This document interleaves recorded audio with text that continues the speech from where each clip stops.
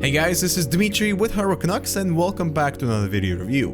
Steelseries is certainly a gaming brand that you should recognize, especially when it comes to gaming headsets. From our previous experience, there were certainly things to improve on with some of their three-piece designs, but when it comes to audio quality and delivering to that amazing experience, Steelseries certainly can deliver.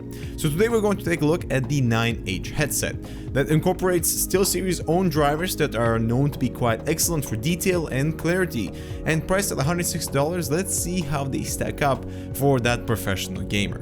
The first thing to mention is that I do appreciate the one-piece design. There are no detachable headband or earpieces, and the overall build quality is robust with solid joints and flexible design. The headband is adjustable, and ear cups do swivel for that custom fit. The pleather cushions go over your ears that are quite deep and follow similar orange internal lining as their other headsets, and the single external thread that adds to the overall appeal, and I do like it. They provide some noise isolation from your surrounding environment, but surprisingly have quite a bit of leak, which isn't a good thing if you like to blast the volume. The headband also features extra padding, and notice there are 4 cushions that help to shape the 9H over your head without any specific pressure points. And combined with lightness of the headset, this type of headband design is great for long-term comfort.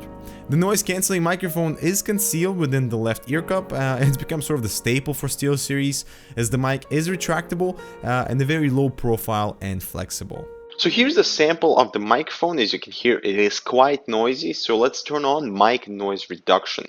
With that on, you can hear it is becoming a lot cleaner, and now let's turn on mic compression, which levels out the volume, so when you raise your voice or lower your voice, it auto levels the microphone for a more uniform volume.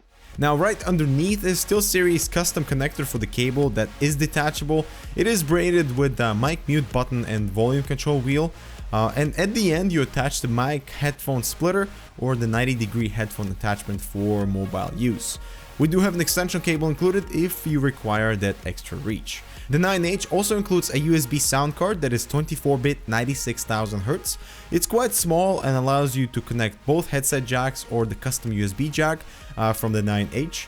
I would have liked to see a longer USB cable so you can place the sound card facing you, but getting inside the Steelseries engine software, it will automatically detect the headset, where you can enable Dolby Surround, choose your presets or adjust the equalizer yourself, activate mic noise reduction for cleaner chat, and compression for uniform volume, and also adjust microphone volume.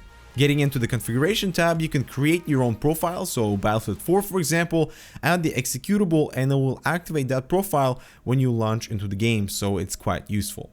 Now I first fired up into Battlefield 4 with the included sound card to see if it was any good, and I gotta say I'm not a fan of Dolby Surround for gaming.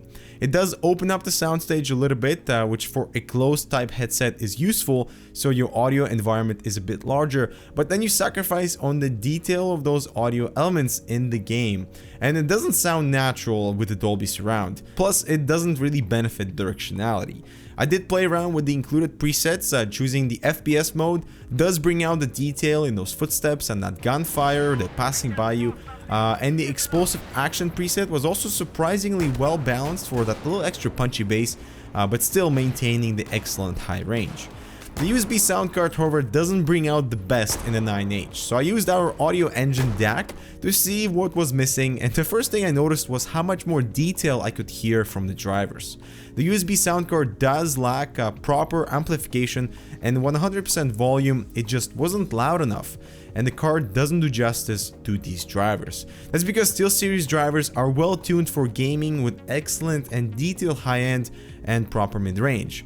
The lower bass is pretty weak and doesn't particularly impress, but for gaming, FPS shooters especially, the bass isn't everything. Hearing distinct direction of where sniper fire is coming from is key, and given this is a closed type headset, you do compromise on the size of the soundstage, but I think the detail makes up for it. Driver imaging is also great for stereo sound and being aware of audio elements around you, and like I said, soundstage could be a bit larger, but that's just a limitation of the closed design.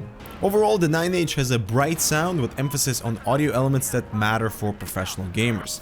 And while the included USB sound card has the equalizer settings and profiles so you can quick tune your tonal properties, I found it lacking the proper power to really drive the headset to its full potential. And I will conclude by saying that there are many positive aspects of the 9H, starting with the build quality and comfort, both of which are crucially important within this very competitive sphere of gaming audio. The retractable microphone is something I think more companies should take note of, and the drivers are tuned well for gamers who need every bit of detail in the game, as the 9H can deliver very detailed and clear audio.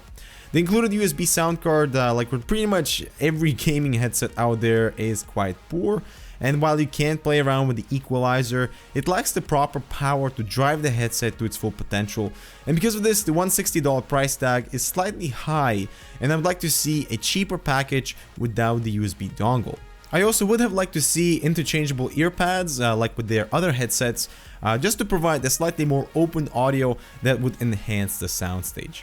So guys, if you are in the market for a gaming headset, this should certainly be one to consider. That is if you want a close type experience. So make sure to like this video if you want to see more gaming reviews. Don't forget to subscribe, and we'll see you in the next one.